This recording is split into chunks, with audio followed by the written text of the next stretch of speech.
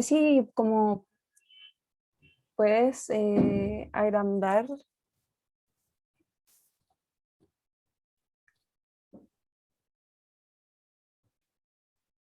Ya, ahí, perfecto. Bueno, chiquillos, me presento, mi nombre es Sofía Díaz y mi compañero Pablo Herrera. Con él hoy día les vamos a hacer la clase de ecología, la tercera clase de ecología, ¿cierto? Porque ya han visto este tema antes. Dale. Ya, entonces, los temas que vamos a ver hoy tienen relación con el impacto humano en los ecosistemas y la biodiversidad, con la contaminación, recursos naturales, ecología de la comunidad, sobreexplotación y áreas protegidas, y estructura de edades. Bueno, antes de empezar me gustaría decirles que cualquier consulta que ustedes tengan están en toda su libertad y en completa confianza, así que denle nomás. Pueden ser por el chat o pueden levantar la mano o simplemente pueden interrumpir y hablar por sus micrófonos y nos van preguntando, ¿ya? Entonces, hablando un poquito acerca del impacto humano en los ecosistemas y la biodiversidad. Antes que todo, me gustaría comenzar diciendo que hay un concepto que se describe en dinámicas de poblaciones, específicamente cuando se habla de crecimiento de una población, donde cierto que una población está en crecimiento, pero en algún momento va a existir una resistencia ambiental, ¿cierto? Porque se acaban los recursos. Entonces el crecimiento de esta población se detiene y se llega a una población límite. Y aquí es donde entra un concepto importante que se llama capacidad de carga, o bien capacidad de sustentación de una especie biológica en un determinado ambiente. ¿Y qué es esta capacidad de carga? Es el tamaño máximo de la población que el ambiente puede soportar indefinidamente en un periodo determinado, teniendo en cuenta los nutrientes, el agua, el hábitat y otros elementos necesarios que estén disponibles en este ambiente, ¿cierto? Eh, por ejemplo, para el humano también va a contemplar otros factores, como por ejemplo la atención en salud. Una comunidad que tenga una mala atención en salud, lo más probable es que presente una disminución de su crecimiento poblacional, ¿cierto? Entonces, desde hace ya varios años, la población humana mundial, debido al desarrollo de tecnologías, ya sea agrícolas, de la industria, e incluso tecnologías médicas, ha crecido exponencialmente. Y obviamente, debido a estas tecnologías, ha aumentado su capacidad de carga, que es el... Aquí me apareció una pregunta. ¿Puede repetir lo de capacidad de carga? Ya. Entonces, la capacidad de carga es sinónimo de capacidad de sustentación de una especie biológica en un determinado ambiente. ¿Y qué va a ser? Va a ser el tamaño máximo de la población que el ambiente puede soportar en un periodo determinado, teniendo en cuenta los nutrientes, el agua, el hábitat y otros elementos necesarios para la especie que vive en ese ambiente que estén disponibles en este mismo. No sé si se entiende.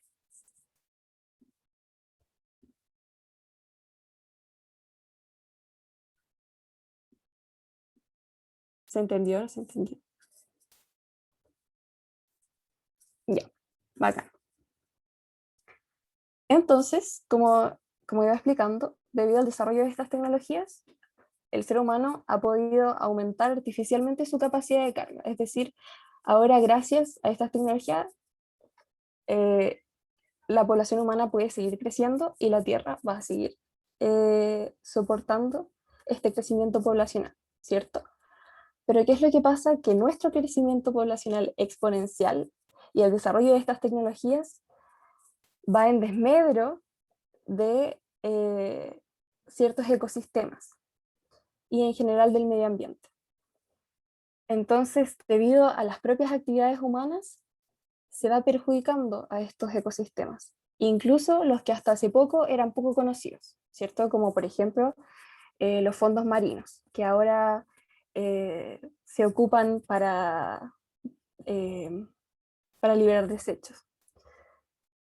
Entonces, el impacto de las intervenciones humanas en la estructura y dinámica de los ecosistemas naturales se van a manifestar a escala global, regional y local, ¿cierto? Aquí, por ejemplo, en estas fotografías vemos cómo ha impactado todo esto en el deshielo de los casquetes polares, ¿cierto? La contaminación de plásticos en el océano, la deforestación, ya sea por tala de árboles o también, por ejemplo, por incendios. ¿Le puedes dar una más al PPT, por favor?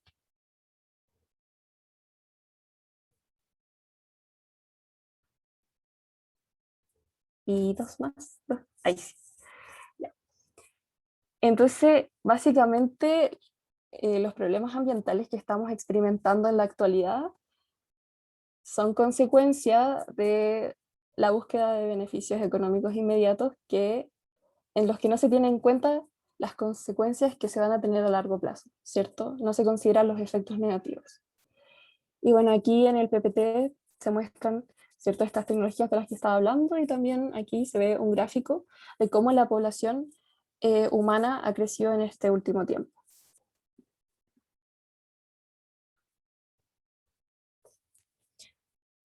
Entonces, antes de continuar, debemos tener un concepto claro que es el de contaminación, ¿cierto? Que es el deterioro o daño, directo como indirecto, del ambiente, como consecuencia de la presencia de elementos nocivos. También puede ser producido por la desregulación de sustancias, ¿cierto? Ya sea el aumento de ciertas sustancias o la disminución de estas, creando un desbalance del equilibrio ecológico. Entonces, las sustancias que van a causar el desequilibrio se van a denominar contaminantes y se pueden encontrar en el aire, en el agua y en el suelo. El siguiente concepto importante va a ser la contaminación ambiental, que es el impacto directo en el BIOS, provocando una desregulación de alguna sustancia del ambiente como consecuencia de la presencia de elementos nocivos. Y se relaciona íntimamente con el desarrollo humano y la producción de desechos a grandes escalas, ¿cierto? Que es lo que ya veníamos hablando desde antes. Y obviamente esto va a tener un impacto negativo directo sobre los seres vivos que van a habitar el ecosistema en donde se encuentran, por ejemplo, esta producción de desechos. Dale a la siguiente, por favor. Y bueno, ahí tenemos un ejemplo, ¿cierto?, de contaminación ambiental. Y más ejemplos. Así que espero que cuando se coman un chicle, que boten el papelito al basurero, o que se lo guarden en el bolsillo. Ya, entonces, hay ciertos fenómenos que van a estar relacionados con la contaminación. Y van a ser estos que se muestran aquí en pantalla, ¿cierto? Entonces vamos a tener contaminación aérea, inversión térmica, destrucción de la capa de ozono, lluvia ácida, efecto invernadero, equilibrio ecológico, o más bien desequilibrio ecológico, eutroficación, tóxicos ambientales y destrucción y fragmentación del hábitat. Entonces ahora vamos a explicar un poco más a profundidad cada uno de estos fenómenos. Entonces, contaminación aérea. Puede tener dos orígenes: antrópico, es decir, debido a actividades humanas, o bien por causas naturales, por ejemplo, durante las explosiones volcánicas, ¿cierto? Entonces aquí tenemos los dos ejemplos en la... Ah, no, mentira, ese no es un volcán, lo vi mal. Y bueno, dentro de la contaminación aérea podemos tener dos tipos de contaminantes: los primarios, que van a ser liberados directamente al aire, como es el caso del hollín, y óxido de azufre, ¿cierto? En el caso del hollín va a ser liberado por industria, si no me equivoco, y también quemados por quema de combustibles.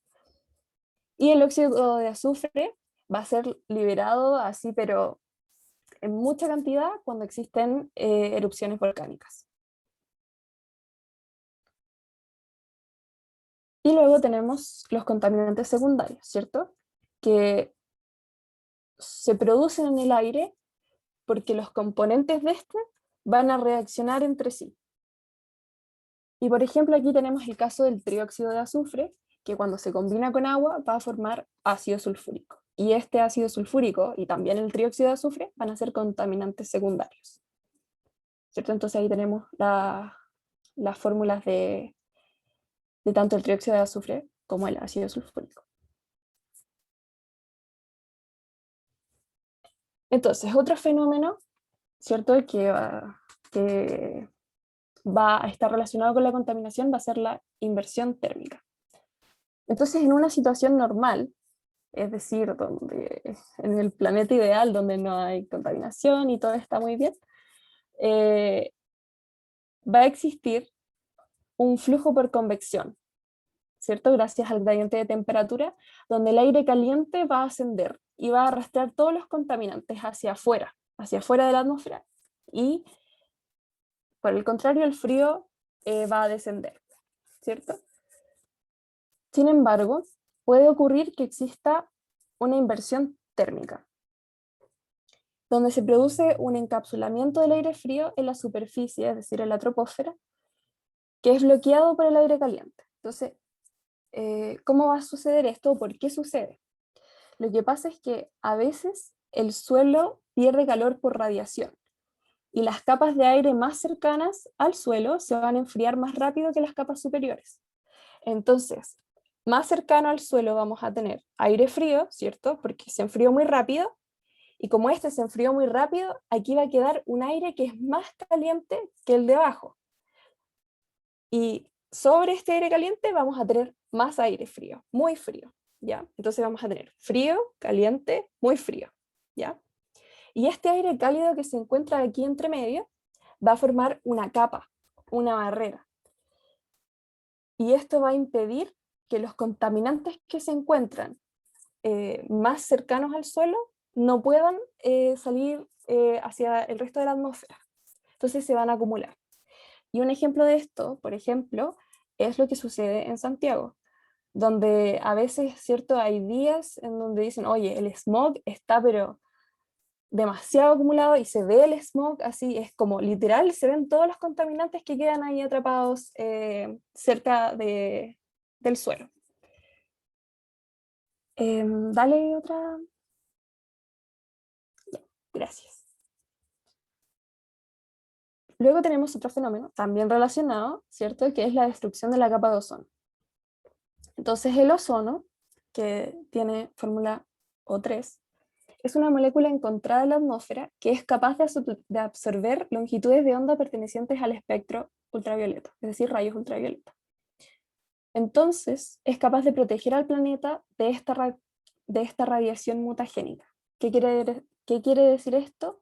Que esta radiación va a provocar mutaciones en nuestros genes, y estas mutaciones muchas veces van a ser deleterias y podrían provocar la destrucción de todas las formas de vida, ¿cierto? Me ponen una carita sorprendida. Eh, espera, no avanzamos todavía. Gracias. Y bueno, ¿cómo se provoca esta destrucción de la capa de ozono?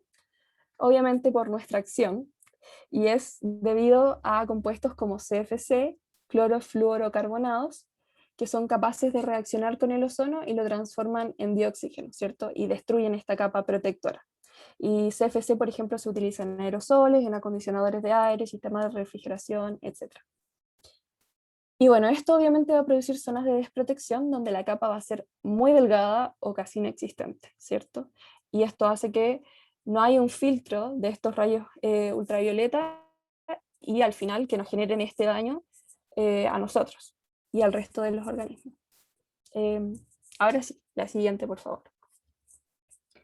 Entonces aquí tenemos una imagen de la capa de ozono, ¿cierto? Una del año, si no me equivoco, es 1979 y del 2008. Entonces lo que ustedes ven en verde va a ser una capa de ozono sana, sí, relativamente sana, normal. Y ese poquito que ustedes ven ahí como en azul violeta va a ser la parte que está debilitada, eh, más delgada. Y ya como ustedes pueden ver, en 2008, imagínense, 2008, ya estamos a 2021, o sea, esto debe estar pero peor. O sea, la destrucción es pero mucho más grande y mucho más importante. Todo lo que se ve aquí en violeta. Dale a la siguiente, por favor. Sin embargo, hay algo que tenemos que tener en consideración y es que la capa de ozono es dinámica. Es decir, va a tener zonas que no porque necesariamente existan contaminantes, sino que porque es así, que va a tener zonas que van a tener distinto grosor. Unas partes van a ser más delgadas y en otros lugares van a ser más gruesas. Y esto va a variar según tres variables: según la ubicación geográfica, según la estación del año y según ciertos fenómenos naturales. Entonces, dependiendo de la ubicación geográfica, por ejemplo, en el Ecuador va a ser más delgada que en latitudes medias, al igual que en el hemisferio sur. Respecto a la estación del año, los niveles más bajos de ozono, es decir, cuando esta capa de ozono se encuentra más delgada, va a ser a fines de invierno e inicio de primavera. Y lo más bajo, o sea, lo más delgada que se va a encontrar en la capa de ozono va a ser en la Antártica, entre septiembre y octubre. Y respecto a fenómenos naturales, ¿cierto? Vamos a tener que la actividad solar o explosiones volcánicas van a contribuir a cambios de la atmósfera que pueden incidir en la cantidad de ozono. Dale a la siguiente, por favor. Ya. Luego tenemos la lluvia ácida. Entonces, obviamente, debido a la industria y al uso de automóviles, se van a liberar al ambiente grandes cantidades de dióxido de azufre y de óxidos de nitrógeno, ya en este caso óxido nitroso, que van a reaccionar con el agua y van a formar moléculas ácidas que van a precipitar en forma de lluvia hacia la superficie. Y obviamente, como esta lluvia es ácida, va a acidificar los medios. Y hay muchos organismos, ¿cierto?, que deben tener en su medio un pH en particular para poder sobrevivir. Entonces, cuando este pH varía, estos organismos no son capaces de adaptarse y lamentablemente mueren. Aquí veo una pregunta. ¿Hemos tenido lluvia ácida? ¿Te refieres como aquí en Chile? La verdad es que lo desconozco. No sé si Pablo sabe ¿Perdón? algún dato ahí. ¿Perdón? Que preguntaron si hemos tenido lluvia ácida. Y la verdad que yo desconozco así como de algún evento que haya sucedido aquí en Chile o algo así. Ah, ya. Sí, sí, sí han habido eventos de lluvia ácida. Ahora, no todos son registrados. A veces registrados me refiero a que no es que salgan en las noticias, pero sí, sí han habido eventos de lluvia ácida. Em, Generalmente cuando se alertan esto es porque va a ser un fenómeno más intenso, pero pequeños eventos han habido. Sí, eso. Gracias. Ya. Entonces, si no hay más preguntas, seguimos. Dale nomás. Entonces aquí tenemos como un esquemita, ¿cierto? De lo mismo que acabo de decir. Aquí vemos un autito, ¿cierto? Que bota dióxido de azufre eh, y óxido de nitrógeno, ¿cierto? Se va hacia la atmósfera y en esta atmósfera, ¿cierto? Ocurre una transformación química hacia ácidos y esto cuando se combina con agua, después ocurre la lluvia ácida, ¿cierto? Aquí vi que escribieron en el chat. Una vez lo vi en el tiempo y pensaba que se iban a derretir los palos. Ya, dale. A la siguiente, por fin.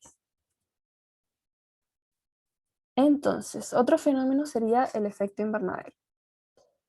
Entonces, normalmente, eh, los gases como el metano y dióxido de carbono van a absorber parte de la radiación solar y van a evitar que ésta se refleje fuera de la atmósfera de la Tierra, ¿cierto? Y la vuelven a irradiar hacia el planeta.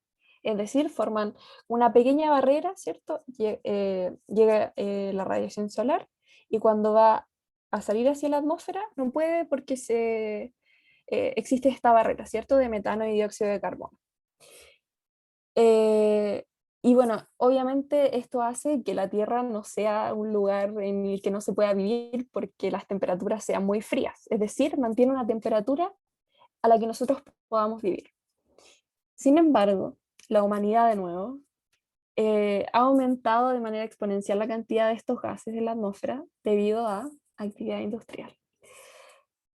Y esto va produciendo un aumento paulatino de la temperatura de la atmósfera. ¿Por qué? Porque esta barrera se va volviendo más y más gruesa, entonces retiene más rayos. Se produce un desequilibrio.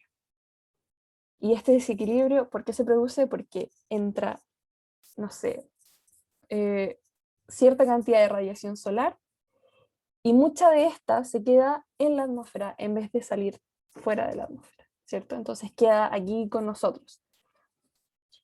Y esto produce, ¿cierto?, este aumento de la temperatura.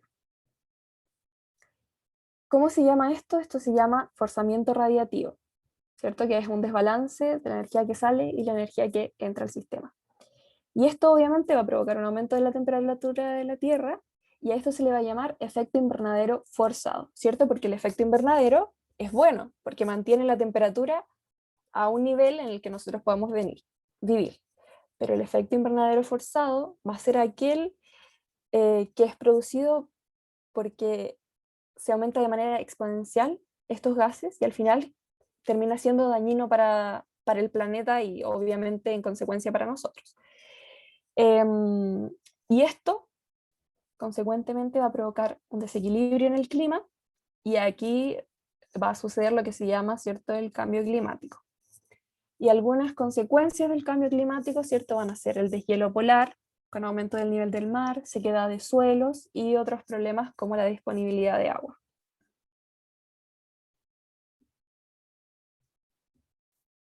Entonces, ¿cierto? Aquí tenemos lo mismo que ya explicaba.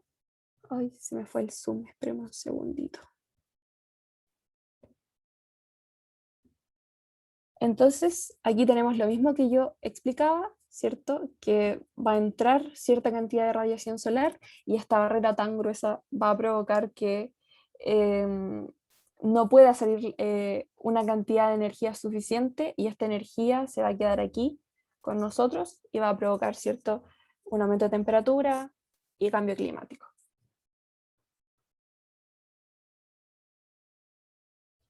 Bueno, aquí tenemos un ejemplo, ¿cierto? Deshielo de los glaciares, de los casquetes polares, ¿cierto? Y como eso se cae ahí al mar, va a aumentar, lógicamente, el nivel del mar. Y bueno, aquí tenemos un gráfico, ¿cierto? Que nos muestra el progreso o el aumento de la temperatura del océano a medida que han pasado los años, ¿cierto? Entonces, va aumentando mucho la temperatura del océano. Profe, ¿puede repetir lo que dijo sobre efecto invernadero forzado, porfis? Obvio. Al final, el, el efecto invernadero, ¿cierto? Va a ser esta barrera protectora, protectora de gases, ¿cierto? Como el metano y el dióxido de carbono, que van a provocar que la temperatura se mantenga a un nivel en el que nosotros podamos vivir, ¿cierto? Porque si no la Tierra estaría muy fría. Por otro lado, el efecto invernadero forzado va a ser cuando esta capa ya no es protectora, ya no guarda la temperatura a un nivel adecuado para nosotros, sino que esta capa es muy gruesa porque ya hay muchos gases, muchos de estos gases contaminantes que ya no se deben solo a los procesos naturales que suceden en la Tierra, sino que se deben, ¿cierto?, a la actividad industrial y ganadera. Entonces esta capa crece y ahora en vez de haber una temperatura adecuada, va a haber una temperatura superior. Y esto va a provocar el cambio climático. Eso es el efecto invernadero forzado, ¿cierto? No sé si se entendió.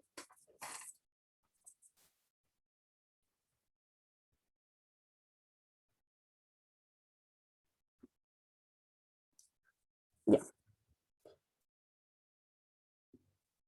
Entonces, como iba diciendo, esto es más que nada un ejemplo, pero es para que vean más o menos cómo ha aumentado la temperatura, ¿cierto? El cambio climático, la temperatura del océano, y obviamente si aumenta la temperatura del océano y también de la atmósfera, entonces va a provocar estos deshielos. Ya. Entonces,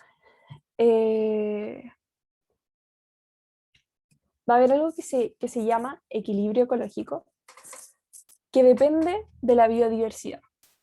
¿Y qué es la biodiversidad? Es la riqueza o la variedad de especies. Y esto tiene dos componentes. Primero, el número de clases distintas de especies diferentes y segundo, el número de individuos de cada especie. Es decir, diversidad. Que haya mucho de todas las especies. Que haya muchas especies y que hayan muchos individuos de cada especie. Diversidad. Entonces, la estabilidad de una comunidad ecológica va a radicar en su biodiversidad y la trama de complejas relaciones que se entretejen entre cada organismo. ¿Qué quiere decir esto? Mientras más diversa sea la comunidad, más relaciones van a existir entre todos los componentes de esta comunidad, ¿cierto? Y eso le va a dar riqueza y estabilidad a esta comunidad. Sin embargo, como siempre, el humano ha modificado estos sistemas ecológicos y ha generado daños tanto en la flora y la fauna y en general en los ecosistemas. Y esto ha generado un desequilibrio ecológico. Es decir, van disminuyendo tanto los individuos de cierta especie y también hemos provocado cierta la extinción de ciertas especies. Entonces también hemos disminuido el número de especies. Entonces al final, los dos componentes de la biodiversidad se han visto disminuidos. ¿Por qué? Por nosotros. Sigamos.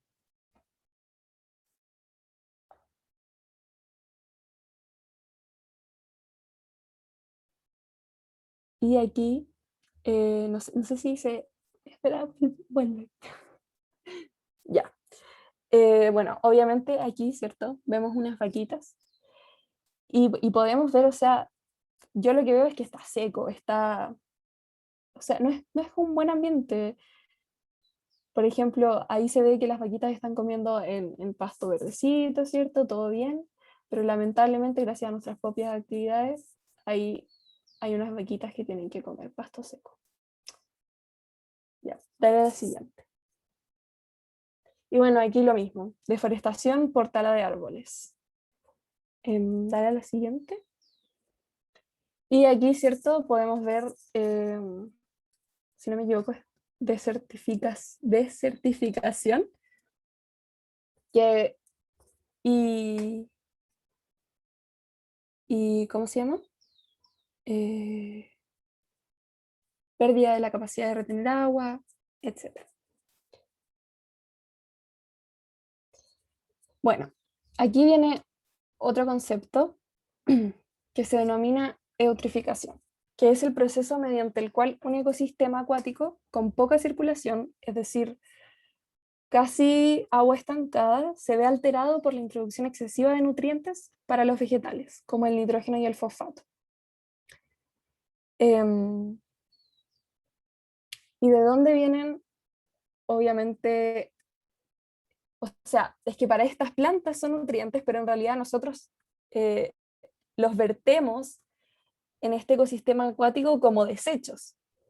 Entonces, obviamente, los desechos vienen de nosotros. Entonces, nosotros dejamos desechos en un ecosistema acuático, en uno que particularmente se encuentra con poca circulación, y hay ciertos vegetales, ciertas algas, que estos desechos para ellas son nutrientes. Entonces los consumen. Y debido a estos nutrientes, las plantas van a proliferar, ¿cierto? Pero estas plantas en particular se encuentran en la superficie del agua.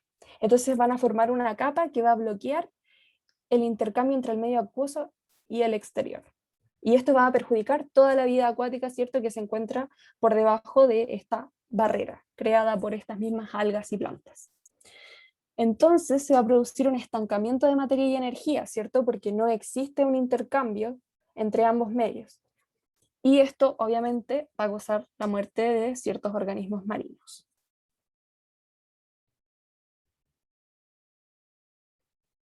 Y aquí tenemos un esquema que explica lo mismo. Entonces aquí tenemos, ¿cierto?, que nosotros desechamos nitrógeno y fósforo y estas plantitas se lo comen, crecen mucho y forman, hay una explosión de algas, forman una barrera y no permiten, ¿cierto?, la vida acuática que está debajo. Y además aquí se menciona que después estas algas, si mueren, van a hacer una comba de oxígeno y va a existir podredumbre. Dale a la siguiente. Ya.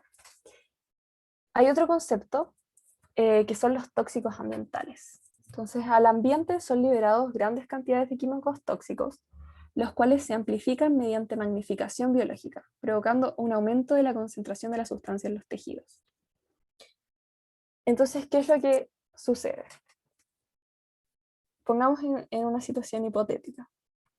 Yo, por ejemplo, yo tengo una industria que produce, no sé, ya, que produce pesticidas. Y no sé por qué, pero si lo produzco y igual lo quiero desechar, y yo lo desecho a un ecosistema acuático. Entonces hay algunos pececitos, ¿cierto?, que van a comer plantas o algas, y estas algas, ¿cierto?, van a tener este pesticida impregnado. Entonces este pececito se la comió y ahora va a formar parte de su cuerpo, ¿cierto? Porque los compuestos químicos que forman este pesticida van a ser absorbidos por los tejidos de este pececito, específicamente por el tejido adiposo. Entonces después viene un pececito más grande y este pececito más grande se va a comer a este chico y va a integrar todo lo que este pececito ya se había comido, es decir, todas las algas que se había comido llenas de este pesticida. Pero además, este pez grande no se come solo a ese pececito chico, se come a 10. Entonces, este pez grande va a tener todas las algas que se comió el pez chico y además por 10, porque se comió 10 de estos peces chicos. Entonces así se va a provocar una amplificación y este pez grande va a tener, ¿cierto?, en su cuerpo más cantidad de tóxicos que este pececito pequeño. Y así se sigue con toda la cadena alimentaria. Entonces después, no sé, uno dice, ya, vamos a comprar pescado, y vamos a comprar pescado, y resulta que este pescado se comió 10 de los pececitos chicos, y yo me comí 7 pescados porque tenía hambre. Entonces al final sería 10 de las algas que se comió el pez chico, después este pez grande se comió 10 de los chicos, y al final yo me comí 7 pescados grandes. Entonces yo, imagínense con cuánto me quedo de este tóxico, mucho. Y a eso se le llama magnificación biológica. Entonces, los consumidores que están al final de la cadena van a ser los más perjudicados, van a ser los que tienen mayor efecto nocivo. ¿Por qué? Porque van a tener la mayor cantidad de tóxicos. Y esto obviamente va a provocar daños mayores e incluso la muerte. Y lamentablemente, ¿cómo decimos que somos nosotros? Somos los que están al final de la cadena alimenticia. Entonces al final nosotros nos comemos todos estos tóxicos. Y bueno, ¿cuáles son estos tóxicos? Pesticidas, sustancias químicas como el PCB o bifenilos policlorados, y antes también existía el DDT, que ahora está prohibido. Dale a la siguiente, porfis. Hay una pregunta, Perdón, no la vi. dice, ¿cómo que se va acumulando los tóxicos? Pregunta Carolina. Em,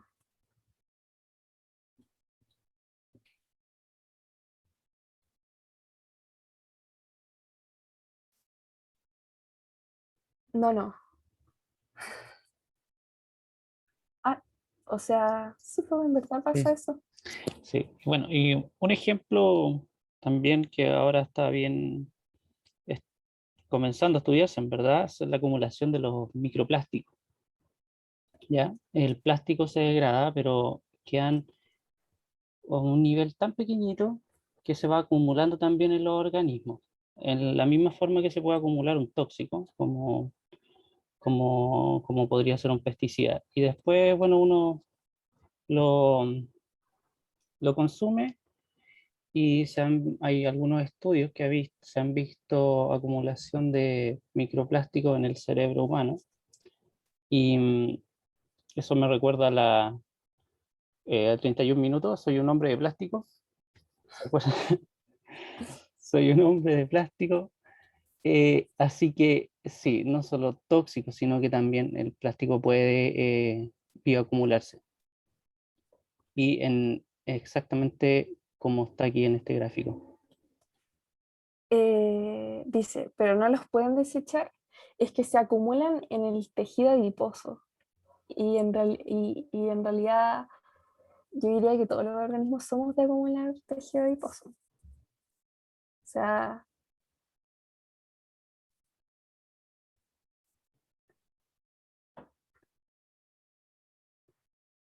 No, porque no tiene los mecanismos a veces para eh, desintegrar, como dicen ahí, estos tóxicos. Ujú. Y no solo tóxico, así como dato, disculpa, ¿vale? eh, como sintético, porque por ejemplo las algas que están acá, ¿han escuchado alguna vez de la marea roja? Ya. Las mareas rojas es cuando estos bichitos de acá empiezan a proliferar mucho. Y si este bichito de acá genera toxinas, otros organismos la pueden acumular, como por ejemplo los bivalvos. Y los bivalvos son filtradores y acumulan todas estas toxinas en su cuerpo. Ellos no se van a morir, pero si nosotros comemos no sé, esta almeja, nos vamos a intoxicar. Y eso es bioacumulación.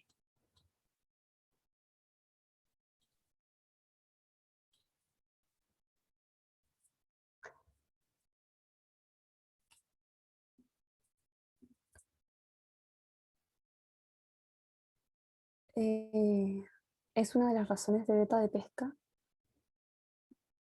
No en general, bueno, sí, es cuando en el sur, cuando hay alarmas de eventos de floraciones algales nocivas, se paran las faenas de extracción, pero las vedas de pesca en general es por un poco de, bueno, lo vamos a ver más adelante, es por protección de la especie.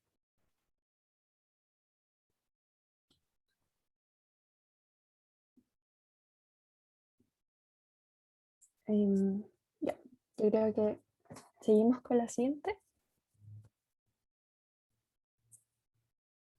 Ya. Y por último, tenemos el último fenómeno relacionado con la contaminación, ¿cierto? Que sería la destrucción y fragmentación del hábitat. Entonces, obviamente, debido a nuestras necesidades de nuevo, hemos transformado sistemas ecológicos completos en monocultivos para suplir demanda. Entonces, cuando hacemos monocultivos, seleccionamos ciertos individuos de la especie y se eliminan otros organismos adversos, como por ejemplo bacterias, hongos, insectos u otros animales. Por ejemplo, esto es lo que sucede con los pesticidas, ¿cierto? Que eliminamos ciertas plagas o ciertos individuos de la especie para, no sé, poder tener una fruta de mejor calidad, ¿cierto? Etcétera. Y obviamente esto va afectando la biodiversidad y va aumentando la contaminación. Eh, y bueno, también obviamente esto va alterando los ciclos naturales de cada una de las especies. Entonces los ecosistemas pueden ser destruidos al ser reemplazados con otros, pero también pueden ser fragmentados por la introducción de elementos ajenos como parches de hábitat. ¿A qué se refiere con fragmentados? Se refiere a que existe un ecosistema y nosotros lo dividimos en dos, ¿cierto? Como por ejemplo en la construcción de carreteras, donde existía un ecosistema y nosotros quisimos construir para poder mejorar el transporte humano, ¿cierto? Y ahora dejamos una comunidad separada de otra.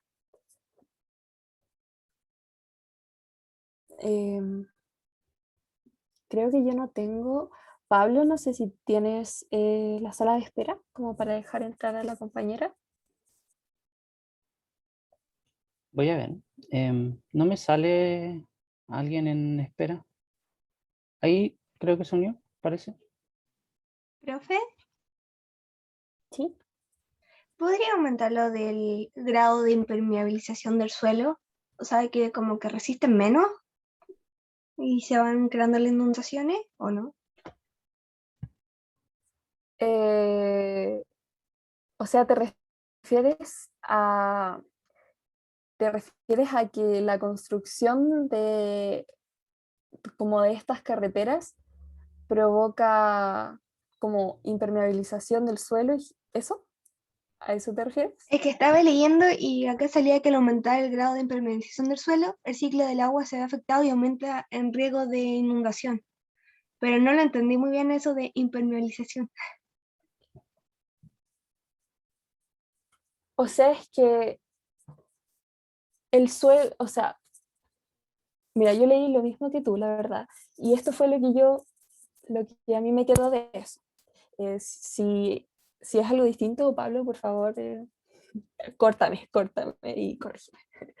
Pero lo que yo entendí es que normalmente el suelo absorbe agua, ¿cierto? Y eso es parte del ciclo del agua.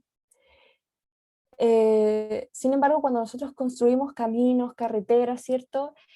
Y ponemos un revestimiento de asfalto sobre este suelo, que antes absorbía agua, se crea una barrera. Entonces este suelo ya no absorbe agua.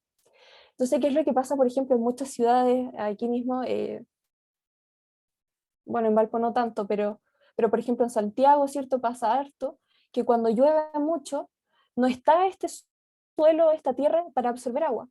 Está este asfalto, ¿cierto? Que no absorbe agua. Entonces por eso se generan inundaciones. Porque el agua no tiene dónde, no se absorbe, queda ahí, encima del asfalto. ¿Me entiendes? Entonces llueve y se generan inundaciones. O al menos eso fue lo que yo interpreté del mismo punto, ¿cierto? Que a ustedes les enviaron. Pablo, no sé si estás de acuerdo conmigo. Sí, sí, impermeabilización es eso, que disminuye la capacidad de retención de agua producto de estas barreras, como dices tú. No sé Muchas si... gracias, se Ah, pasaron. ya, Aquí en el bacán. suelo, o sea, perdón, aquí en el chat hablan cuando plantan muchos pinos, eh, que no entra agua al suelo. Sí, mira, cuando plantan muchos pinos, cambian, como que cambia el tipo de sustrato, ¿ya? Las plantaciones en general hacen eso versus es lo que podría existir en un bosque nativo. Entonces, al cambiar este tipo de suelo que había antes, se pierden algunas propiedades como la retención de agua, por ejemplo, o los paltos también. Bueno, pero los paltos es diferente porque ocupan más agua para el riego. Pero eso, Ya. Eh, dale otra diapo, porfis. Entonces aquí, por ejemplo, tenemos esto que hablábamos de que se seleccionan ciertas especies, ciertos monocultivos, ¿cierto? Este es un monocultivo. La verdad que desconozco específicamente de qué es, pero obviamente, ¿cierto? Nosotros producimos gran cantidad de cierto producto para nuestro beneficio. Y todo lo demás se elimina, o sea, por ejemplo, si antes allí existía maleza, ¿cierto? Estos insectos que se comen las hojitas de estos, como de estos vegetales, se eliminan, se crean pesticidas, etcétera. Eso es lo que va sucediendo. Y así vamos eliminando y eliminando especies y al final esto también, como el concepto anterior, ¿cierto? Provoca desequilibrio ecológico porque vamos disminuyendo la biodiversidad.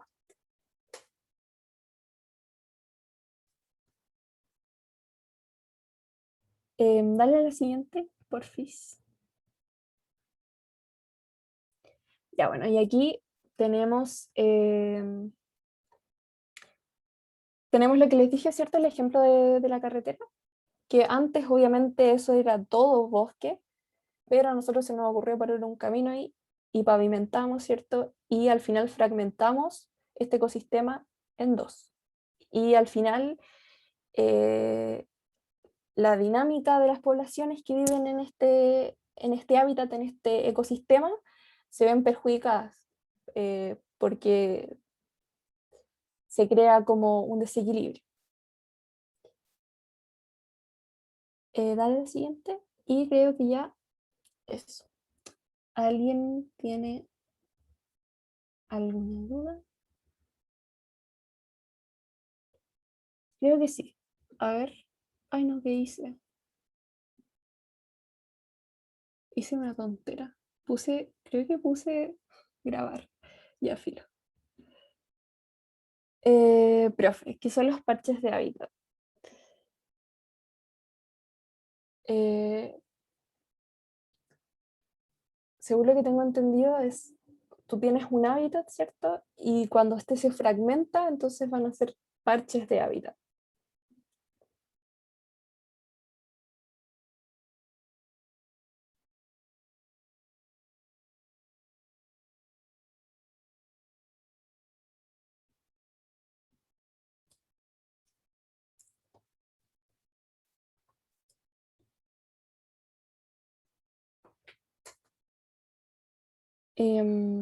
No sé si alguien más tiene otra pregunta. Profe, ¿Sí? ¿podría volver a explicar lo del efecto invernadero, pero como en inverso? El que era como un forzamiento. Obvio. Gracias.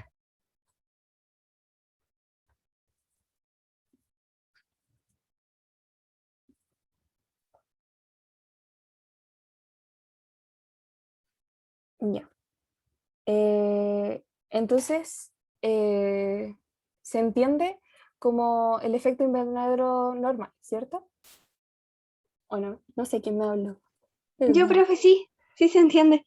¿Sí? Solo que cuando explicó el otro se me cayó, entonces no pude entender bien. Ah, ya. Entonces lo que sucede, ¿cierto? Es que en el efecto invernadero normal, ¿cierto? Tenemos esta capa de gases que va a mantener una temperatura adecuada en la atmósfera, donde nosotros vivimos. El efecto invernadero forzado va a ser cuando, gracias a todos los contaminantes que las industrias botan, automóviles, etcétera, todos los contaminantes que nosotros producimos van a generar un aumento exponencial de estos gases. Entonces esta capa, esta barrera de gases va a ser mucho más gruesa, mucho más grande. Entonces cuando ingresa la radiación solar, ¿cierto? La energía se va a reflejar, y cuando va a salir de la atmósfera no puede hacerlo. No puede hacerlo porque se encuentra esta barrera muy grande. Entonces, en vez de que esté presente una temperatura adecuada, la cantidad de rayos que se van a acumular por esta barrera va a ser mucho más grande. Entonces la temperatura va a aumentar más de lo que tiene que aumentar, ¿cierto? Y esto va a generar, o en realidad esto se llama forzamiento radiativo, porque existe un desbalance entre la energía que entra al sistema y la energía que sale. Entonces se genera este aumento de temperatura. Y este aumento de temperatura va a provocar cambios en el clima, ¿cierto? Porque obviamente va a haber más calor, entonces la temperatura va a ser más alta. Y este cambio en el clima se va a llamar cambio climático. Y a su vez el cambio climático va a provocar deshielo, etc. No sé si me expliqué esta vez bien, o si te queda alguna duda. Profe, entonces, por ¿Sí? ejemplo, como la capa se vuelve mucho más gruesa por toda la contaminación que hay, Claro, ¿o no? Y al sí, momento de salir rebota y se queda adentro, ¿o claro, no? eso mismo, sí, Ya. Gracias, eso profe. mismo. De nada.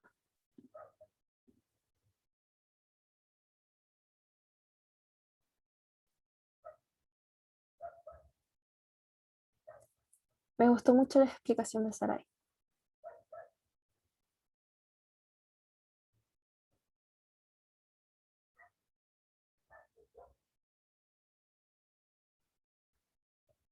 Está muy completa.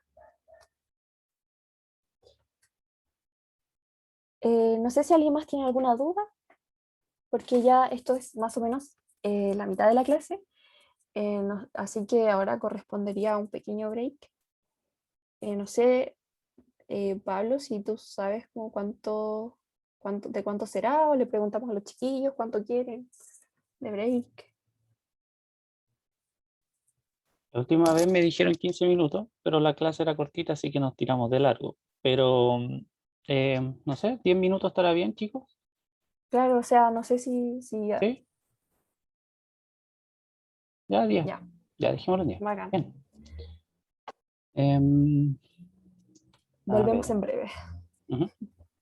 Si paro la grabación, después comienzo una nueva, se descargará las dos, me imagino, ¿cierto? Sí, pero si no puedes grabar tú, puedo grabar yo. Si no te funciona como de nuevo. Ah, ya, ok. Como que no tengo problema con eso. Vale. Y creo que, no sé si soy host, yo, o no.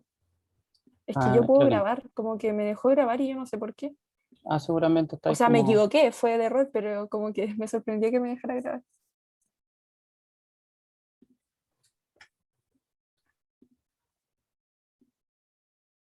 Ujú.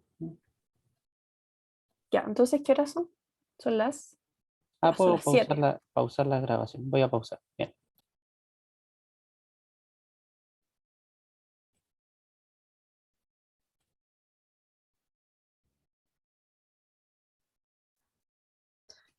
Bien. Entonces, vamos a continuar. Y en esta parte de la clase vamos a hablar de los recursos naturales. Bien. Fuera de la definición que está acá de recursos naturales, ¿alguien tiene algún otro concepto de recurso natural?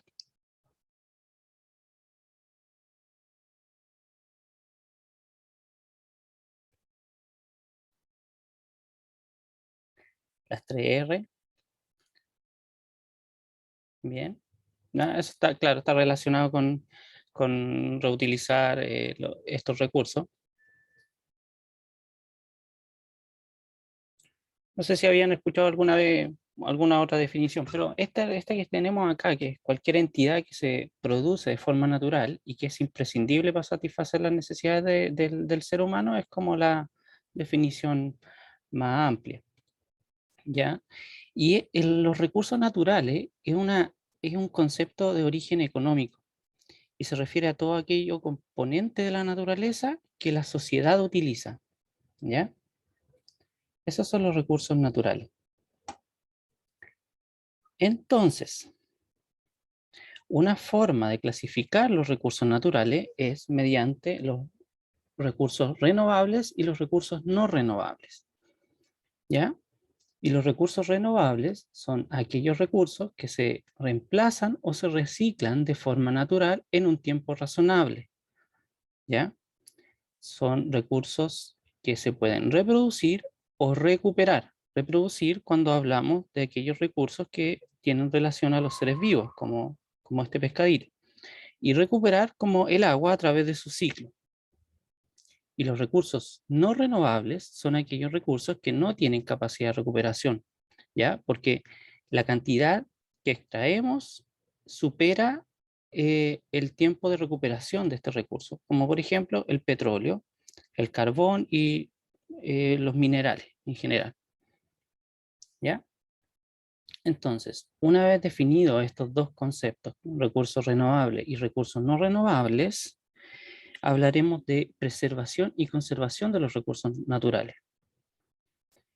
Eh, para resguardar los recursos se han desarrollado políticas, ¿ya? Y políticas que tienen que ver con la preservación, la conservación y la protección, ¿ya? ¿De qué? De los recursos.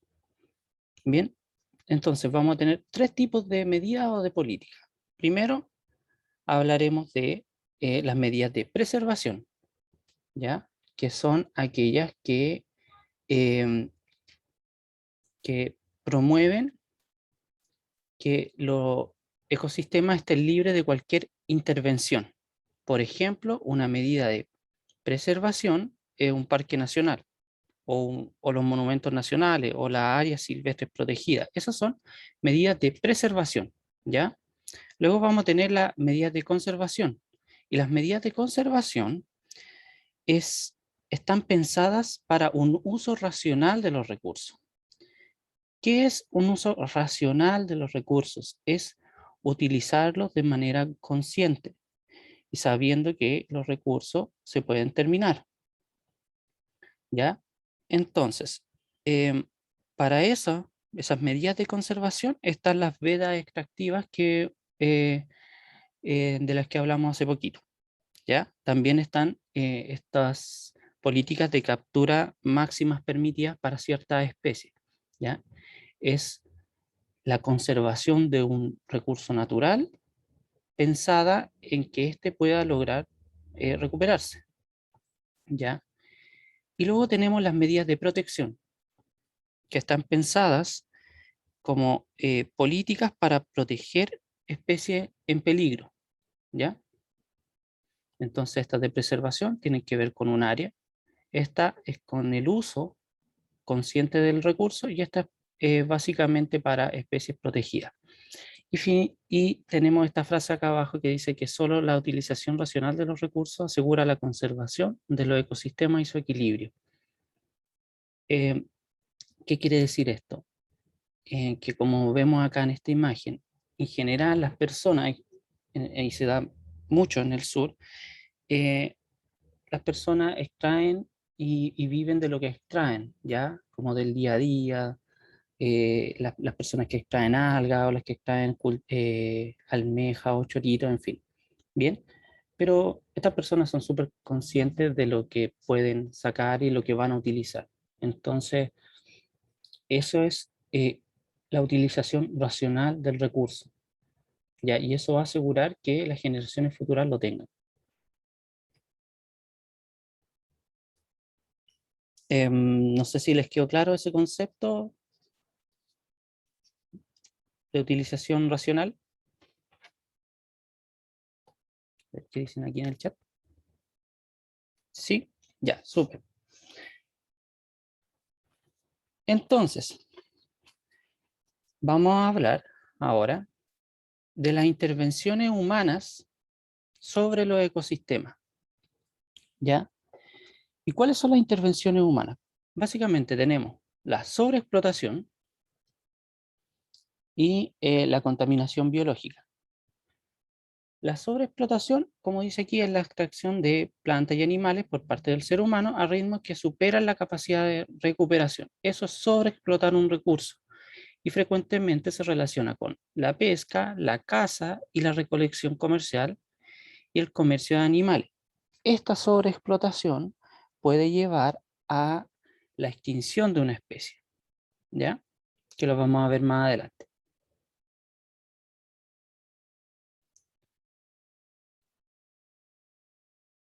Luego tenemos la contaminación biológica, ¿ya? La contaminación biológica también es por parte de una intervención humana y quiere decir contaminación biológica toda aquella especie introducida de forma intencional o inadvertida que trae perjuicios para las especies nativas, para las especies que son de acá, ¿ya? Entonces, por ejemplo, el castor en el sur es una especie introducida que trae perjuicios al medio ambiente, ¿ya? Em, no sé si alguien es de Playa Ancha o ha estado por ahí.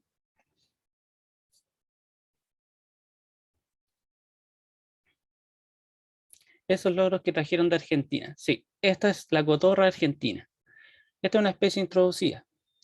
Las especies introducidas en general se adaptan muy rápido. Entonces traen perjuicio a las otras especies porque ocupan los sitios de nidificación, compiten por los alimentos y todo ese tipo de interacciones que ocurren con las otras poblaciones. ¿Ya?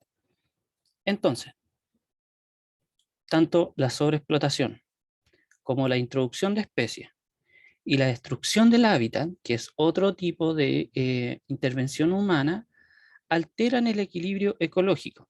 ¿Y qué es el equilibrio ecológico? Es el resultado de las diferentes interacciones que ocurren entre los seres vivos y su ambiente, ¿ya? Como ven, aquí está el castor ahí comiendo y haciendo destrozos en el árbol. Y ese equilibrio se perturba con todas estas intervenciones humanas.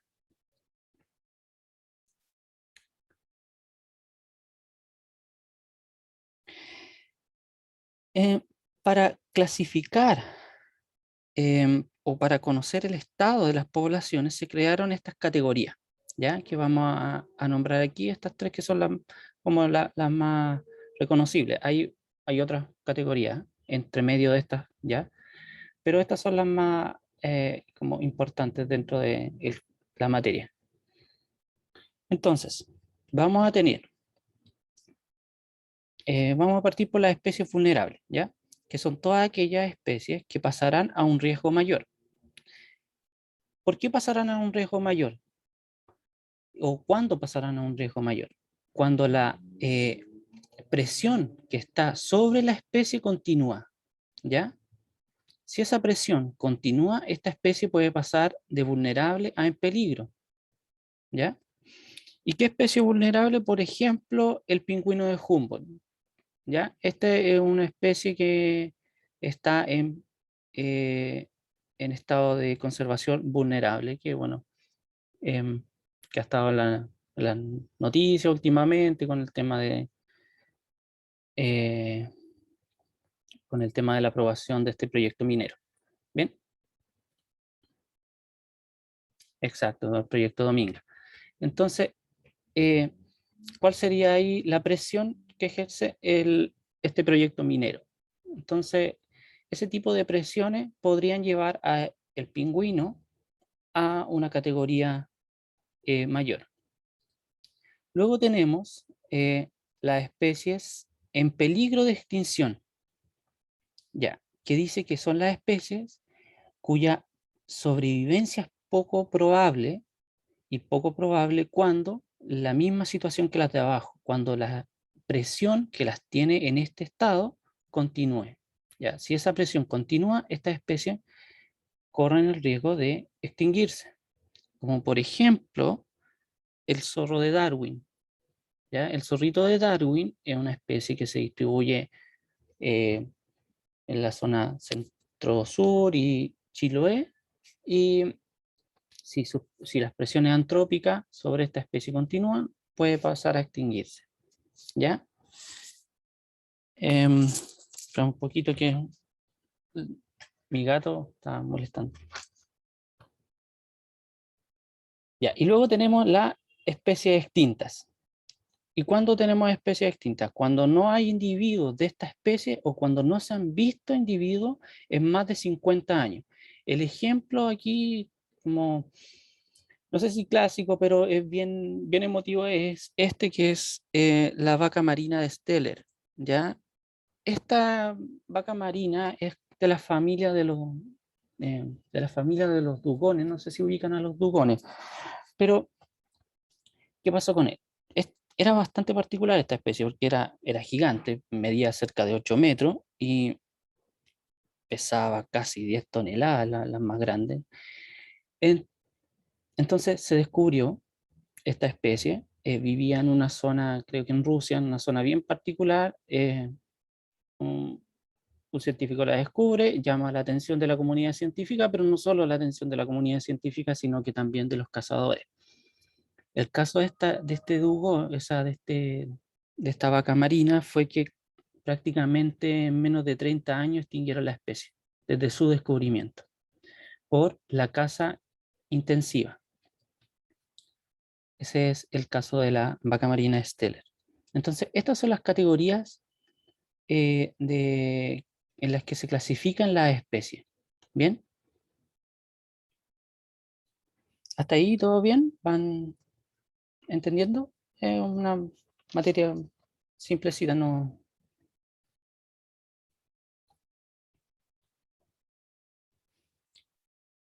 Bien, súper.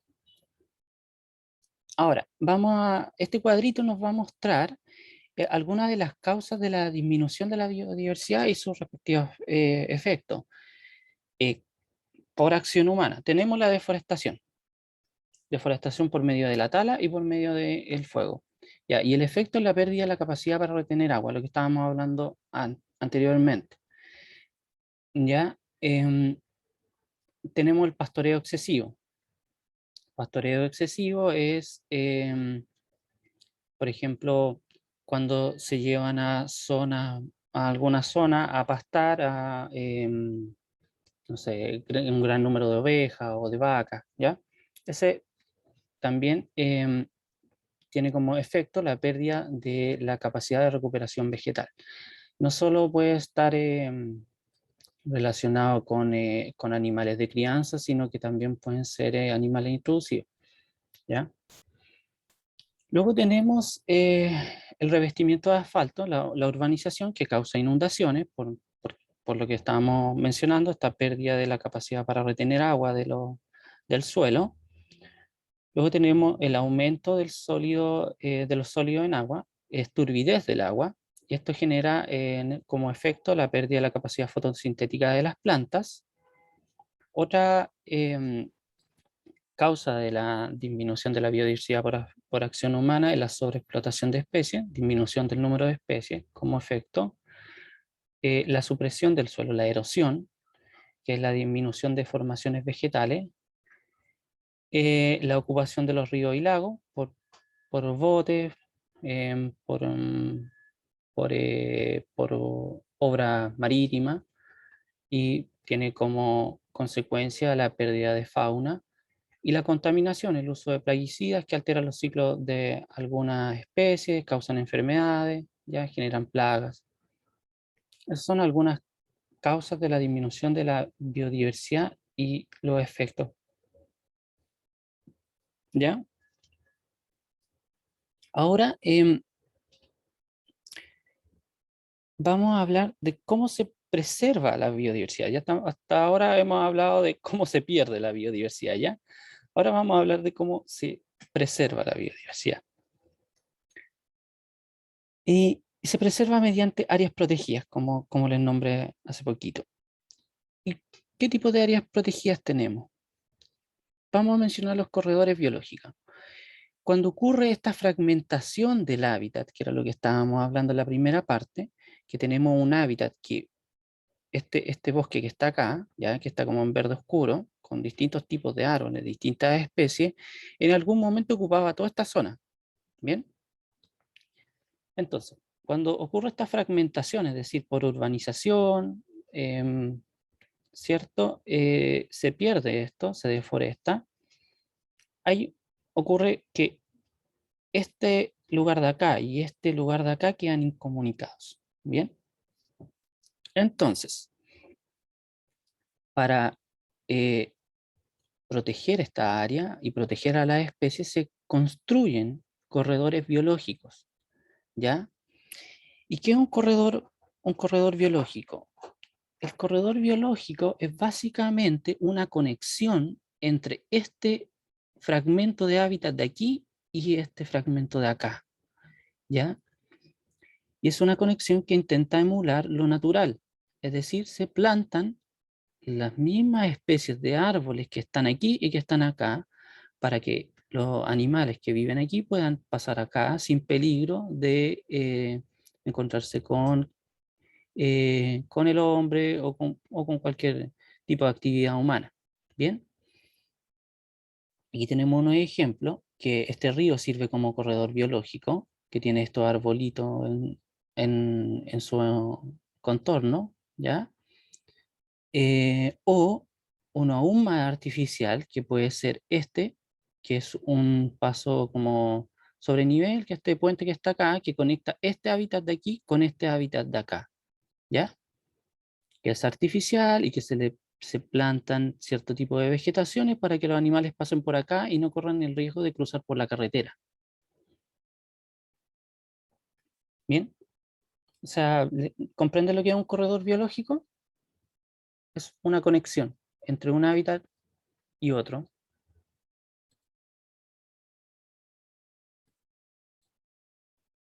Ya, van súper bien. Entonces, finalmente la finalidad del corredor es que conecten y que los animales no corran el riesgo de ser atropellados o mueran por acción humana. ¿Bien? Otro tipo de área protegida es la reserva biológica. Y las reservas biológicas son zonas que incluyen una o más áreas y son áreas protegidas o áreas que no han sido alteradas por el ser humano. ¿Ya? Y estas áreas que están acá, por ejemplo en verde oscuro, está rodeada por áreas que sí han sido alteradas por el ser humano. Bien, entonces vamos a tener aquí una zona núcleo que se llama, que sería el área que se quiere proteger, que está no intervenida por el ser humano, donde la única actividad humana que se puede realizar es la investigación. ¿Ya? Luego, esta área núcleo de acá tiene una zona tampón, que es esta zona de acá, que tiene más actividad humana que el área núcleo. Aquí se pueden hacer investigación también, puede estar urbanizada, levemente urbanizada, ya pueden hacerse actividades de recreación. Y esta área sirve como para que los impactos que vienen del área de acá, de este perímetro de acá, sean menores a la zona que se quiere proteger. Bien, y luego tenemos esta zona de transición, donde hay aún más urbanización, se sigue haciendo investigación y también se ocupan para turismo y ocio. ¿Ya? Esta zona no es de interés de educación en general. ¿Ya? Y aquí no está, pero toda la zona que está por fuera de esta celeste de transición ya sería netamente urbana. Bien, entonces las reservas biológicas intentan proteger una zona núcleo cuya única intervención es la investigación, ¿ya? Y no hay más intervenciones humanas. Entonces se trata de mantener como prístino, que se llama. Bien, esos son los dos tipos de áreas protegidas que pueden encontrar. En general hay otras, pero son un poco más complejas. Pero estos son lo básico. Entonces, ahora vamos a pasar a estudiar la ecología de comunidades y cómo ocurren las interacciones entre una población y otra. ¿Ya? Entonces, antes de pasar a esta etapa, a esta parte, todo lo que tenía relación con la intervención humana sobre los ecosistemas, ¿les quedó clarito? Las intervenciones negativas y las que intentan ser positivas.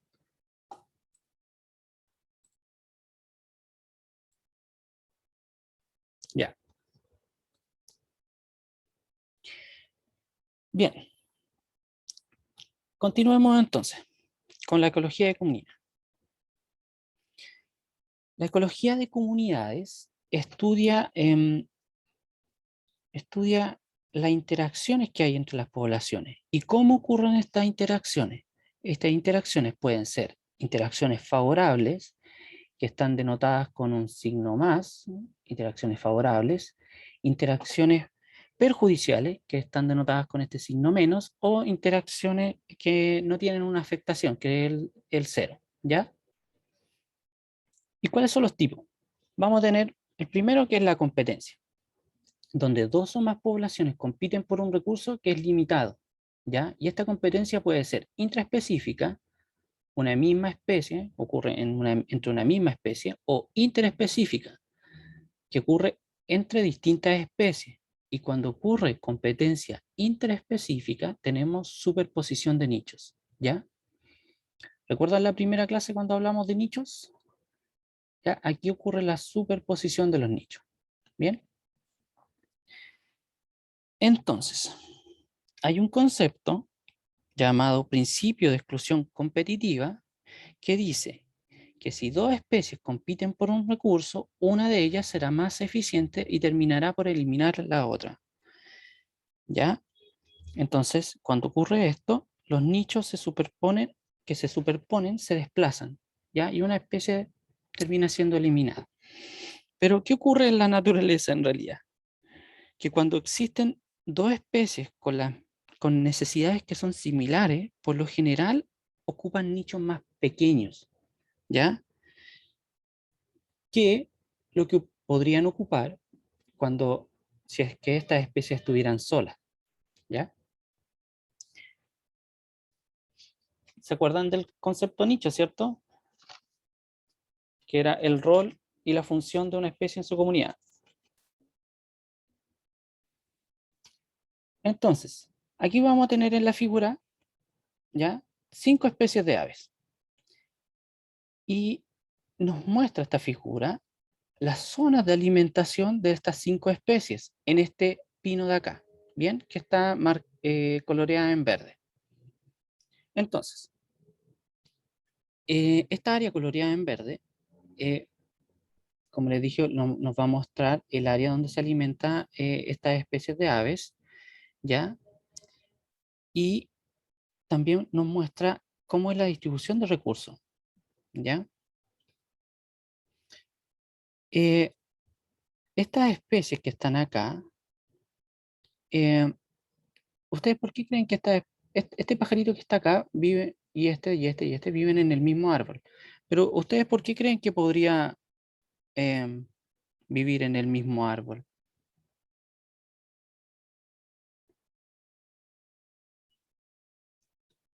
Están compitiendo estos bichos.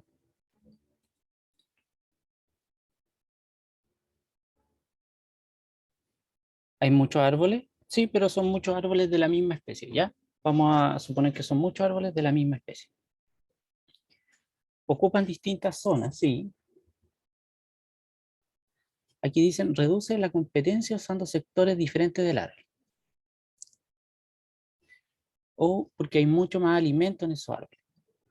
La respuesta va un poquito por el lado de que estas especies pueden coexistir en este árbol porque explotan recursos que son ligeramente diferentes, ¿ya? Y cuando explotan recursos que son ligeramente diferentes, podemos decir que tienen nichos ligeramente diferentes, ¿ya?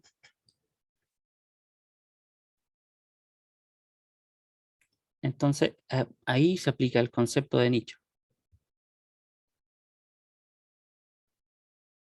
Entonces, esta distribución de recursos permite que las 5 especies se alimenten y coexistan en el mismo árbol, ¿ya? Porque, por ejemplo, este pajarito que está acá se alimenta exclusivamente de los bichos que están aquí arriba, ¿ya? Este naranjo, exclusivamente de los que están acá, y así, ¿bien? Ahora, si miramos esta curva que está acá, cada curva representa la utilización de un recurso por dos especies, la especie A y la especie B, en una misma comunidad, en este árbol, ¿ya? En este árbol con todas estas especies de aves. Aquí nos hablan de la dimensión del nicho, y la dimensión del nicho se puede expresar como el espacio, ¿ya? El espacio que proporciona el alimento, es decir, esta área en verde. Esa va a ser la dimensión del nicho de este pajarito de aquí arriba. Entonces, la competencia va a ser más intensa en aquel espacio donde se solapan los nichos, que es esto de acá, ¿ya? Ahí va a ser la competencia más intensa. El lugar donde se solapan los nichos. Bien, entonces, en este ejemplo que está acá, de los pajaritos, si se fijan, este de aquí, el primero con el segundo, no solapan sus nichos. Pero sí, este de aquí, el de la carita amarilla con el pechito amarillo, sí solapa nichos con el naranjo. Bien, entonces, en el lugar donde se solapan, la competencia va a ser más intensa. ¿Ya? Eso nos explica este gráfico de acá y eso quiere decir esta figura. ¿La comprenden?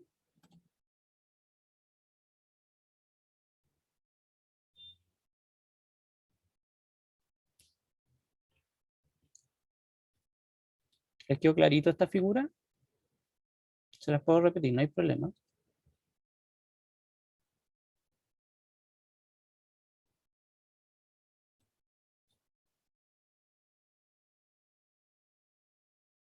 Ya, súper.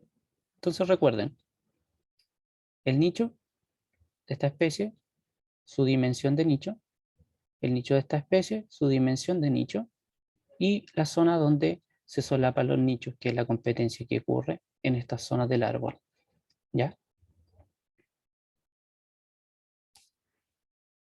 Repito la figura, Constanza.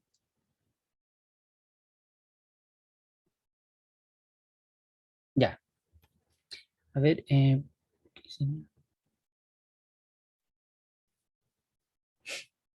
¿por qué sería? Ah, mira, aquí Consumo pregunta por qué sería la competencia y por qué el mismo árbol. Esta especie se especializa en comer cierto tipo de bichito que vive en este árbol, ¿ya? Y la competencia está dada por ese tipo de alimento, ¿ya? Y por el espacio en donde habitan, ¿ya? Ahí está la competencia, por el uso de recursos.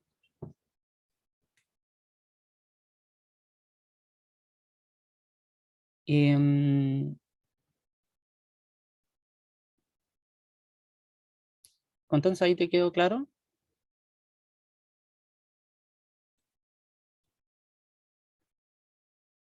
Parece que sí.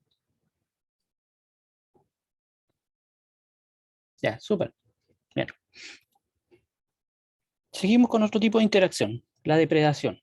Ya, la depredación es un tipo de relación en la que un organismo se alimenta, que vendría siendo el depredador, y el otro actúa como presa. ¿Ya? Vamos a tener depredadores generalistas y depredadores especialistas. Generalistas que se alimentan de un mayor tipo de presa y especialistas se especializan solo en un tipo de presa. ¿Ya? Aquí tenemos el ejemplo clásico de todos los ejemplos, es el lince y el conejo de las nieves, que en realidad es una liebre. Bien.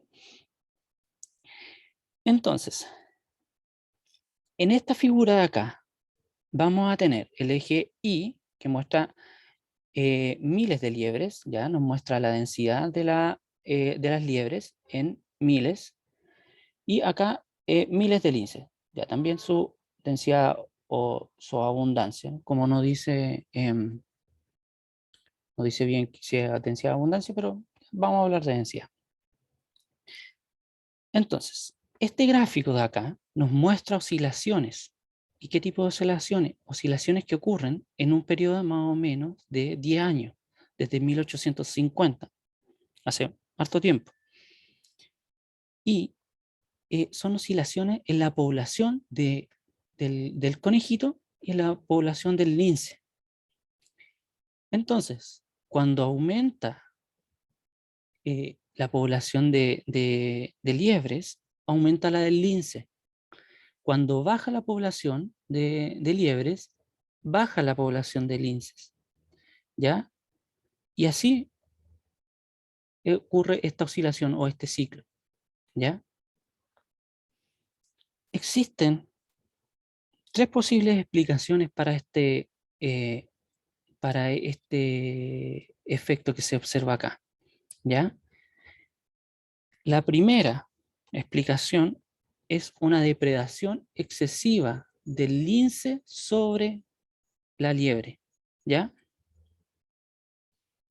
Y esta depredación excesiva va a reducir la población de la liebre porque se la están comiendo mucho, ¿bien? Entonces, en consecuencia, al reducirse la población de la liebre, también se va a reducir la del lince, ¿ya? Porque el lince depende de la liebre. Cuando reduce la población del lince, la presión sobre la liebre va a disminuir, entonces vuelve a crecer su población. Y así un ciclo, así se va, es un ciclo que se va repitiendo. Esa es una posible explicación a estas oscilaciones que se observan acá. Otra posible explicación está dada exclusivamente por el conejito, ¿ya? Y es que la propia población de él pasa por ciclos regulares cada 10 años. Y estos ciclos pueden ser producto de hacinamiento, es decir, que disminuye la población porque habían muchos y están ocupando mucho espacio, entonces hay un hacinamiento, o por su propia actividad. ¿Cómo su propia actividad? Su propia actividad de depredador sobre vegetación. ¿Ya? Y esta segunda teoría que les digo yo, que es que la propia población del conejo se autorregula, tiene más respaldo que la primera, ¿ya? Porque se han encontrado hallazgos de que el consumo excesivo de vegetación provoca que cierto tipo de vegetación secreten algunos compuestos químicos que son dañinos para el conejo. Entonces el conejo termina muriendo, ¿ya? Y entonces esa es una de las teorías que tiene más respaldo en verdad, como de autorregulación. Pero si se fijan, no estaría como solo ligada a la presión del lince, sino que también tendría que ver con la vegetación, ¿ya? Y una tercera posible explicación a este fenómeno es que la población del lince es la que sufre los cambios. ¿Qué cambio? Por otros depredadores que puedan comérselo o por afecto del hombre, por la caza, por ejemplo. ¿Ya? Eso es lo que nos muestra esta figura. Oscilaciones periódicas, cada 10 años más o menos, en las poblaciones, tanto de la liebre y del lince. ¿Les quedó clarito esto?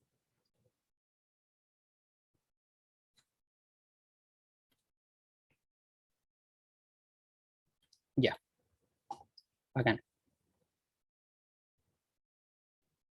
Ahora, no sé si les llama la atención, pero desde 1850 a 1925, es súper antiguo. Esto,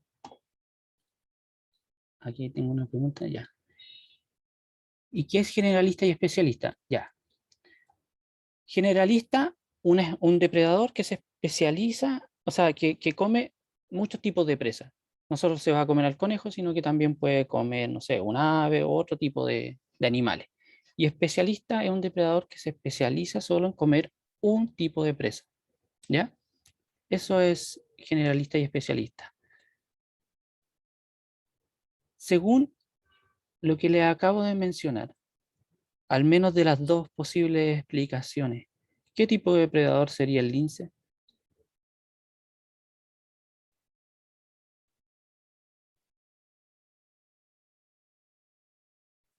¿Generalista o especialista?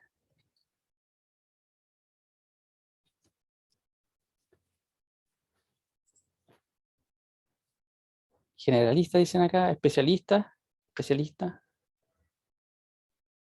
Podría ser un depredador especialista, ¿no? Es decir, su población se ve mermada cada vez que baja la población del conejo. Si fuera más generalista, tal vez no tendría tantos problemas.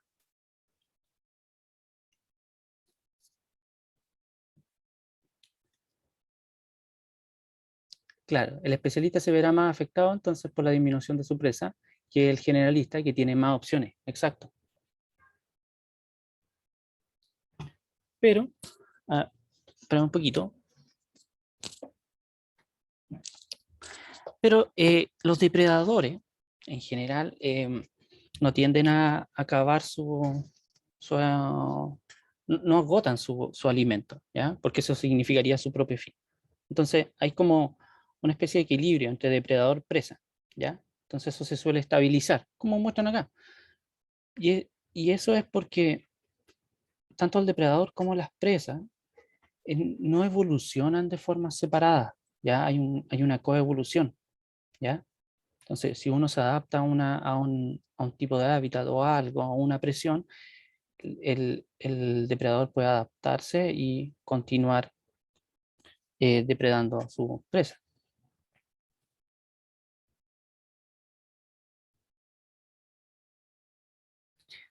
Claro, eso de la red, claro, claro, lo de la red estrófica. ¿Se acuerdan que les mostré una que era lineal y otra que era una red? ¿Cierto? Generalmente, y lo que se ve normalmente es la trama, ¿ya? ¿Cierto? Esa red que un organismo sirve de alimento para otro organismo, o que, bueno, los organismos superiores en esta trama se pueden alimentar de otros animales, ¿ya? Especialistas, no hay tanto en verdad. Eso, bueno, me recuerda el caso del panda.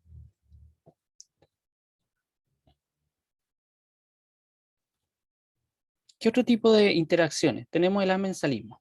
¿Ya? Una especie se ve afectada de forma perjudicial colateralmente por otra que no se ve ni afectada ni positivamente ni negativamente. ¿Ya? ¿Qué caso de amensalismo es un poco menos obvio que el de las depredaciones? ¿Ya? Pero se observan, por ejemplo, en las plantaciones, como el eucalipto que causa daño en el sustrato, en el lugar donde están plantados, y eso provoca que no pueda crecer otro tipo de árbol cerca, ¿ya? O donde crecía una especie de árbol, ya no crece ese, ¿ya? Ese es como un daño como colateral, ¿ya? Generalmente se da en poblaciones herbáceas. Luego tenemos otro tipo de interacción, ¿ya? Que son las interacciones simbióticas, ¿ya? Las interacciones simbióticas hay tres tipos. Tenemos el mutualismo, donde las dos poblaciones se ven beneficiadas por su interacción, como por ejemplo los líquenes, que es un hongo más una alga, ¿cierto? Y ambas se ven beneficiadas, ¿ya? Generalmente el alga le aporta agua para que el hongo crezca y así.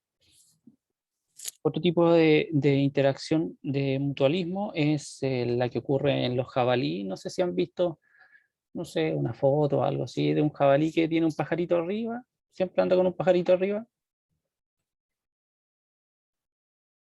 Ya, sí, es con el pájaro.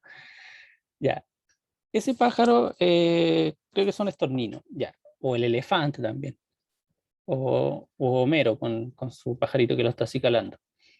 Ya, ambos se ven beneficiados. Bien.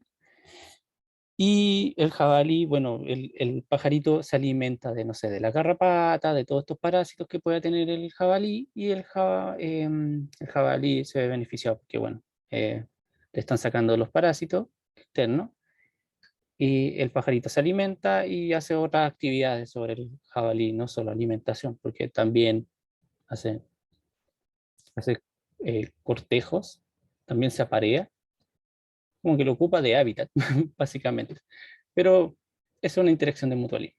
Ambos se ven beneficiados. Luego tenemos el parasitismo, donde uno se ve beneficiado y el otro se ve perjudicado. Ya, y en los parásitos son organismos conocidos como parásitos que se alimentan de otros conocidos como huéspedes. Vamos a tener ectoparásitos como las pulgas, los piojos, las garrapatas, todo eso que viven en la superficie del huésped, y los endoparásitos que viven en el interior como las tenias, por ejemplo. ¿Ya? Y otro tipo de interacción simbiótica es el comensalismo, que uno se ve beneficiado y al otro no le va ni le viene. Es decir, por ejemplo, el tiburón con este pez rémora, que tal parece que estos se alimentan de los desperdicios de la alimentación del tiburón. Eso es. Al tiburón no le importa que limpien lo que le ensucia, pero este bichito sí se ve beneficiado. Este tipo de interacción de acá abajo del tiburón es diferente a esos peces que se van como alimentando de lo que se le pega a los peces de mayor tamaño, ¿ya?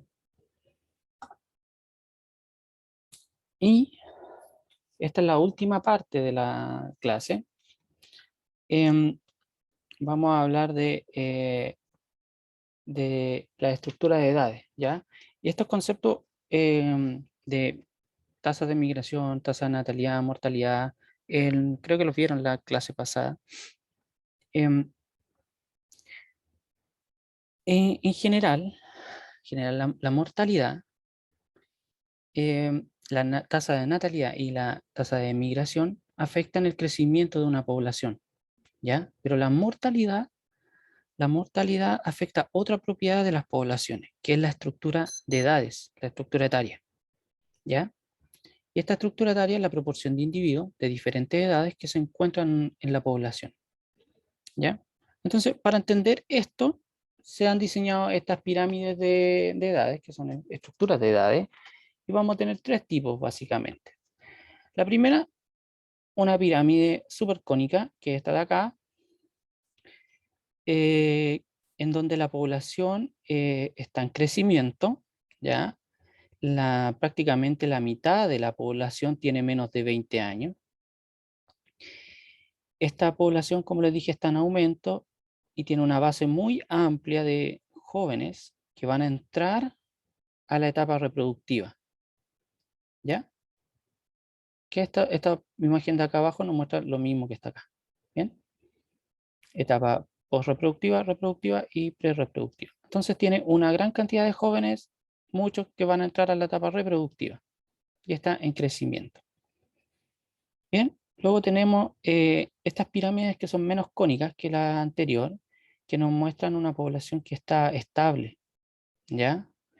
Los jóvenes aquí son mucho menos que el resto y se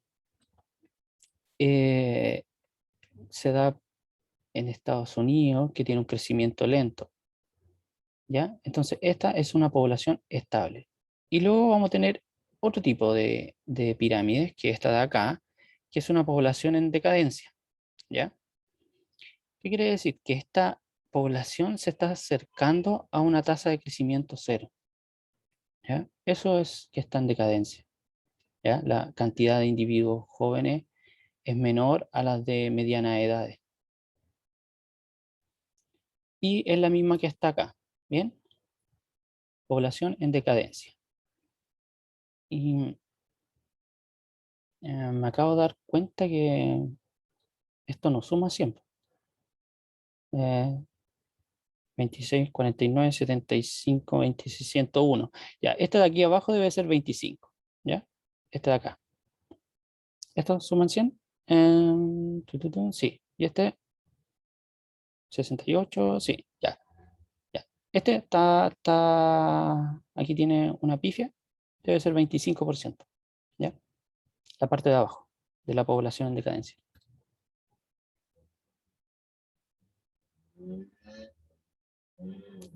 ¿En cuál que no están teniendo hijos, Fiorella? ¿En cuál? ¿En la última? Sí, sí, sí, que no están teniendo hijos. Sí. La población adulta es mucho mayor. Ujú.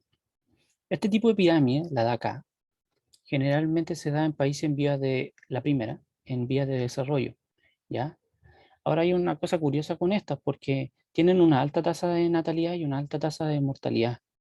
Entonces, si esas dos cosas no cambian, este tipo de crecimiento se va a mantener por muchos, muchos años.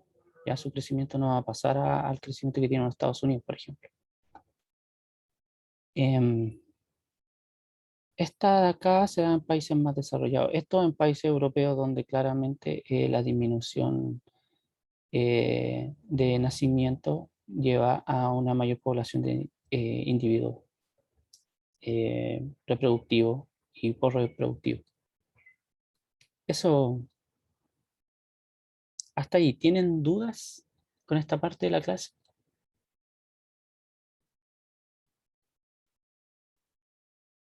Si necesitan que Profe, repita algo. Sí, dime. ¿por qué en la tercera se deduce que no están teniendo hijos? Por, O sea, que no hay mucha mentalidad. por la cantidad de individuos que nos muestra entre la edad 0 y 4. Ay, si se fijan en la otra, tiene más individuos.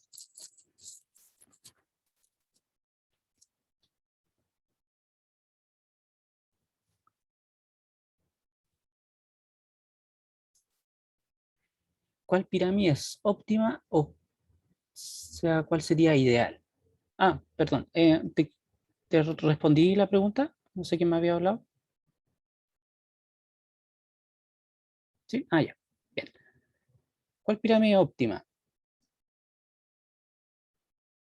Podría ser la población estable. No lo desconozco. Yo me inclinaría por la población de crecimiento lento.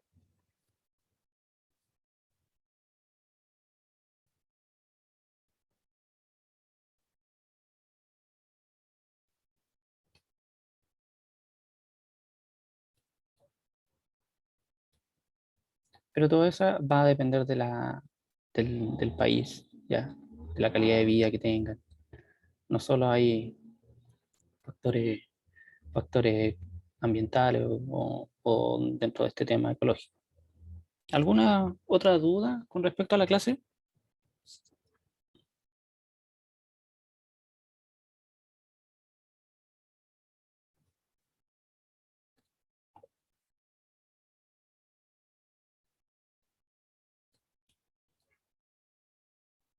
¿Todo bien? Ya.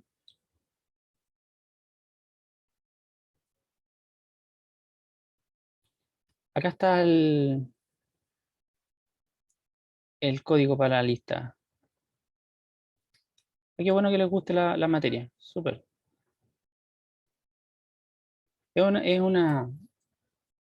Mm, ¿cómo se llama esto? Un tema bastante hablado hoy por el tema de Dominga, por eso de, del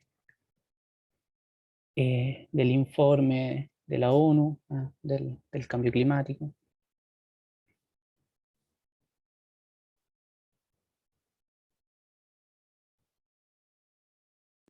Están pidiendo el link, pero lamentablemente yo no lo tengo. A ver, deja. No sé si la FIO está o no. A ver, le voy a escribir un mensaje. Mm. Vamos a ver si está el link. Si no, anoto tu nombre y después cuando pasemos la lista lo marco. Sofía Gallardo.